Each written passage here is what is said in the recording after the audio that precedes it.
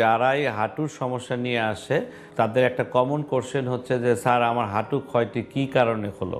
তো কমনলি বাংলাদেশের প্রেক্ষাপটে হাঁটু ক্ষয়ের কারণ হচ্ছে গিয়া প্রথম হচ্ছে গিয়া বয়স এবং পরে হচ্ছে ওজন। দুটি কারণে হাঁটুর আসলে ক্ষয় হয় হলো, এটাকে বলে অস্টিওআর্থ্রাইটিস। বয়সের সাথে সাথে ওয়্যার অ্যান্ড টিয়ার হবে, সেটাই আর্টিকুলার কার্টিলেজ তার ক্ষয় হয়।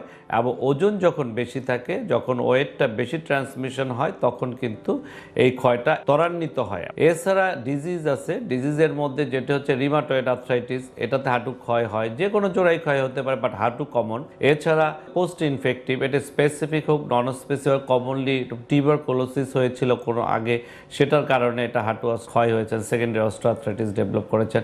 এছাড়া পোস্ট ট্রমাটিক, আগে তার অ্যারাউন্ড দ্য নিতে কোনো ফ্র্যাকচার হয়েছিল অথবা ইন্টারআর্টিকুলার ফ্র্যাকচার ছিল, ট্রিট করা হয়েছিল, তার পরবর্তীতে অস্টিওআর্থ্রাইটিস ডেভেলপ করেছেন। আর এর পরবর্তীতে যেটি একটি হয়, সেটা আমাদের দেশে খুব কমনলি যেটা হয় সেটা হচ্ছে লিগামেন্টাস ইনজুরি।